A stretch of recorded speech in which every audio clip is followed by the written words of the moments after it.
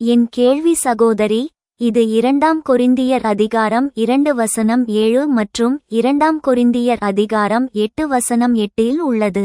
ஆண்டவர் இங்கே நேர்மையை பற்றி பேசுகிறார் சகோதரி. நான் விரும்புகிறேன் நீங்கள் எனக்கு சிறிது நேர்மையை பற்றி விளக்கித் தர வேண்டும். ஏனெனில் பல நேரங்களில் ஒருவர் சொல்வார், நான் நேர்மையானவன், ஆனால் எப்போதாவது ஒருவர் நுண்ணுணர்வுடன் அல்லது அவிவேகமாக நடந்துவிடக்கூடும்.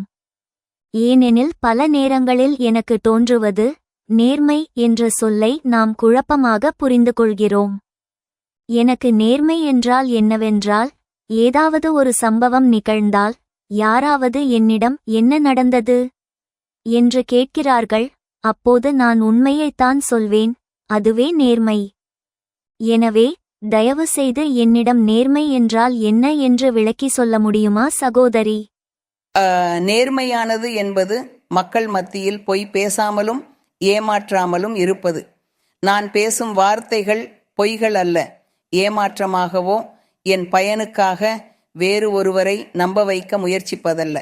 அப்படி செய்தால் நான் நேர்மையற்றவளாவேன். நாம் சொல்வது, நான் உன்னை நேசிக்கிறேன், மதிக்கிறேன் என்று, ஆனால் உள்ளத்தில் வெறுக்கிறோம் என்றால் அது ஒரு காட்சி பொய்யாகும். அதுவே நேர்மையின்மையானது. ஒருவர் தவறு செய்கிறார், பாவம் செய்கிறார் அல்லது ஒரு காரியத்தை செய்கிறார். பிறகு அவரிடம் கேட்டால், நீ இதை செய்தாயா என்றால் அவர் சொல்வார், இல்லை இல்லை, நான் ஒருபோதும் அப்படி சொல்லவோ செய்யவோ இல்லை என்றாலும் உண்மையில் அவர் அதை சொன்னவராகவும் செய்தவராகவும் இருக்கலாம். ஆனால் அவர் ஒரு பொய்யாளி, அவர் ஏமாற்றுகிறார், உண்மையை ஒப்புக்கொள்வதில்லை. அவர் சொல்ல வேண்டும், ஆம், நான் அப்படித்தான் சொன்னேன், அதை போல செய்தேன்.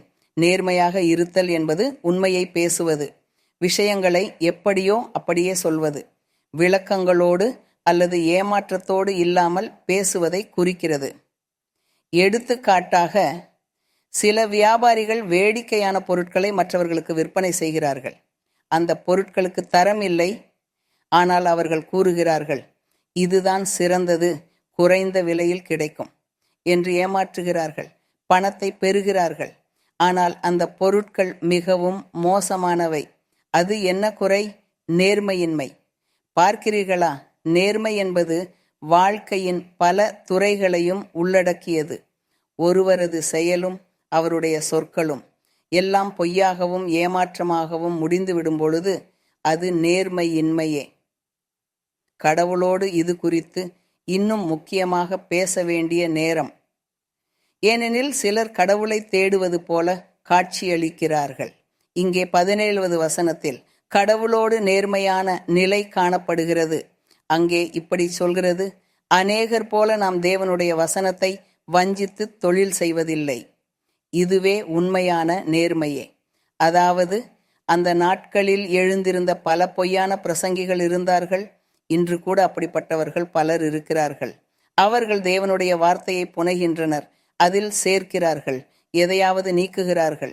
தேவனுடைய உண்மையை கற்பிக்கவில்லை, மக்களை கட்டுப்பாட்டில் வைத்திருக்கிறார்கள். அதனால்தான் வசனத்தில் கூறப்படுகிறது, தேவனுடைய வார்த்தையை புனைந்து வேலையாக்குகிற பலர் போல் அல்ல, மாறாக நேர்மையுடன் தேவனாலேயே அனுப்பப்பட்டவர்களாகவும் தேவனின் சந்நிதியில் இருக்கிறவர்களாகவும் கிறிஸ்துவில் பேசுகிறோம். அப்போஸ்தலர் இங்கு சொல்லியிருந்தார், நேர்மையாக இருங்கள், நீங்கள் தேவனுடைய விஷயங்களை புனைய வேண்டாம். இங்கு பேசப்படும் நேர்மை என்பது ஆண்டவருடைய உபதேசத்துடன் தொடர்புடையது. சிலர் தங்களை தீர்க்கதரிசிகள், அப்போஸ்தலர்கள், பிரசங்கிகள், பெரிய தத்துவ ஞானிகள் என காட்டிக்கொண்டு உண்மையில் மக்களை ஏமாற்றி அவர்களை சபையிலிருந்து வெளியேற்றிச் செல்வதற்கும் அவர்களின் ஆவிக்குரிய வாழ்வை அழிப்பதற்கும் செயற்பட்டார்கள். அப்போஸ்தலர் அதைத்தான் வலியுறுத்தினார். தயவு செய்து நேர்மையாக இருங்கள், காட்சியளிக்க வேண்டாம், மக்களை ஏமாற்ற வேண்டாம், விசுவாசிகளை ஏமாற்ற வேண்டாம், சபையை களவு செய்ய வேண்டாம். அவர்கள் தூய்மை உள்ளவர்கள் போலவே தோன்றி பாவத்தில் வாழ்ந்தவர்கள், பொய்யானவற்றை பிரசங்கித்தவர்கள், வெறும் பணத்திற்காக. ஏனெனில் அந்த காலத்தில் பைபிளில் சொல்லப்படுவது போல அவர்கள் எல்லாவற்றிற்கும் பணம் கேட்டார்கள், ஒரு விஷயத்திற்கு ஒரு கட்டணம். இதுவே நேர்மையின்மையாகும். ஆனால் உண்மையான நேர்மை என்பது வாழ்க்கையின் எல்லா துறைகளிலும் தேவையுள்ளது. முதலில் தேவனோடு நேர்மையாக இருக்க வேண்டும். தேவனோடு நேர்மையாக இருப்பவன் மனிதர்களோடும் நேர்மையாக இருப்பான். அதுதான் முக்கியம். அது அங்கேயே துவங்குகிறது. தேவனை நேசிப்பவன் தன் சகோதரர்களையும் நேசிக்கிறான். எதிரியிடம் பணிவுடனும் எளிமையுடனும் நடக்கும். ஆண்டவரின் வார்த்தையை ஏற்கிறவன் மக்களையும் ஏற்கிறான். ஒவ்வொரு நபரையும் மதிக்கிறான். காரணம், ஒவ்வொருவரும் தேவனின் முன்னிலையில் முக்கியமானவர்களாக இருக்கிறார்கள். நாம் அனைவரும் தேவனின் முன்னிலையில் மதிக்கத்தக்கவர்கள். அதுவும் நேர்மையின் ஒரு பாகம். நாம் சொல்வது போலவே வாழ வேண்டும், பழக வேண்டும், நடைமுறைப்படுத்த வேண்டும். இதுவே நேர்மை.